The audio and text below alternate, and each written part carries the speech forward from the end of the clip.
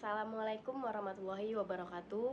Perkenalkan, nama saya Novi Rodia Burusagala dari kelompok 11 dengan materi falah sebagai tujuan akhir dalam ekonomi Islam dengan teman sekelompok saya. Yang pertama ada Tiara Ananta Sinaga dan Adelia Rizky Matondang. Falah. Kata falah berasal dari bahasa Arab dari kata aflaha yuflihu yang berarti kesuksesan, keberuntungan, kemuliaan, atau kemenangan. Dalam pengertian literal, falah adalah kemuliaan dan kemenangan dalam hidup. Istilah falah menurut Islam diambil dari kata-kata Al-Quran yang sering diartikan sebagai keberuntungan jangka panjang dunia dan akhirat, sehingga tidak hanya memandang aspek material, namun lebih mengedepankan aspek spiritual. Tujuan pertama dan paling utama umat Islam adalah falah atau kebahagiaan umat manusia di dunia ini maupun di akhirat. Itulah sebabnya Al-Quran, kitab suci Islam, mengagumi mereka yang berdoa kepada Tuhan. Tujuan yang kedua adalah membuat distribusi sumber-sumber ekonomi, kekayaan, dan pendapatan berlangsung secara adil dan merata. Islam mencegah konsentrasi kekayaan di tangan sedikit orang dan menghendaki agar ia berputar dan beredar di antara seluruh bagian di dalam masyarakat. Sistem ekonomi Islam menjamin distribusi kekayaan yang adil dan merata melalui peralatan yang bersifat positif maupun negatif, seperti pembagian zakat dan sedekah, hukum pewarisan dan wasiat, penghapusan bunga, melarang perolehan kekayaan melalui cara yang haram dan melalui cara yang haram, dan melarang penimbunan. Tujuan penting sistem ekonomi Islam adalah tersedianya kebutuhan dasar seperti makanan, pakaian, dan tempat tinggal bagi seluruh warga negara Islam. Mendapatkan kebutuhan hidup dasar minimal merupakan salah satu hak mendasar setiap manusia.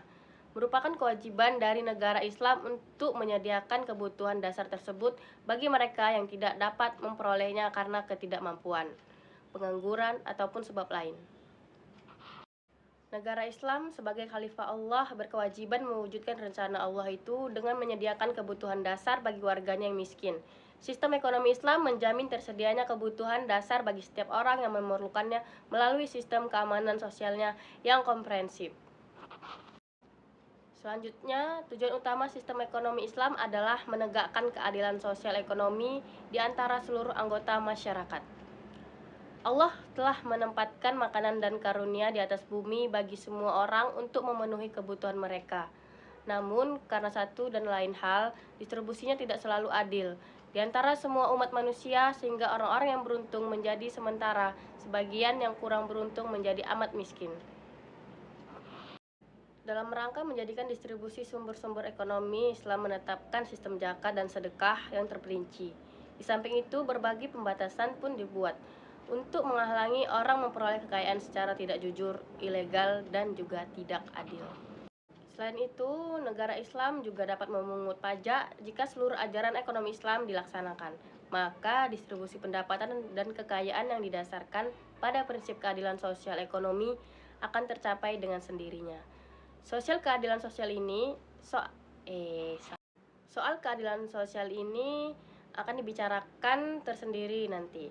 Untuk sekarang ini cukuplah sudah jika dikatakan bahwa tujuan utama sistem ekonomi Islam adalah menegakkan keadilan sosial maupun ekonomi di antara para pemeluknya. Selanjutnya, tujuan lain sistem ekonomi Islam adalah menegakkan persaudaraan dan persatuan di antara kaum muslimin.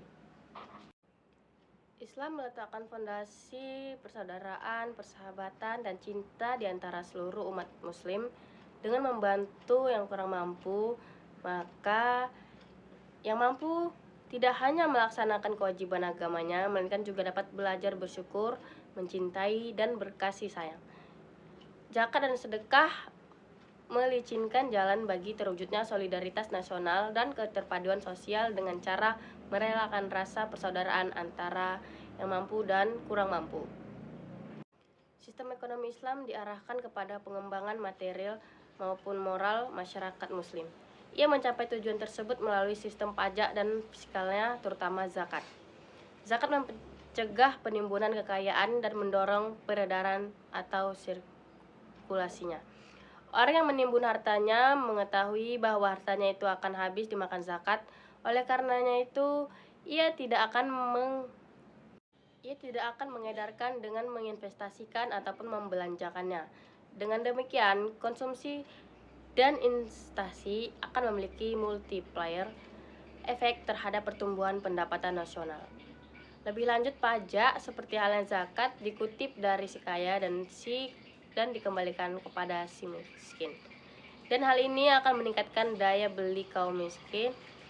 Kaum miskin itu kini memiliki daya beli dan karena itu akan meningkatkan pembelian mereka akan barang dan jasa. Kaum industrialisasi. Baik, hanya sekian yang dapat saya sampaikan. Lebih dan kurangnya saya minta maaf. Wabillahi taufiq wal hidayah. Wassalamualaikum warahmatullahi wabarakatuh.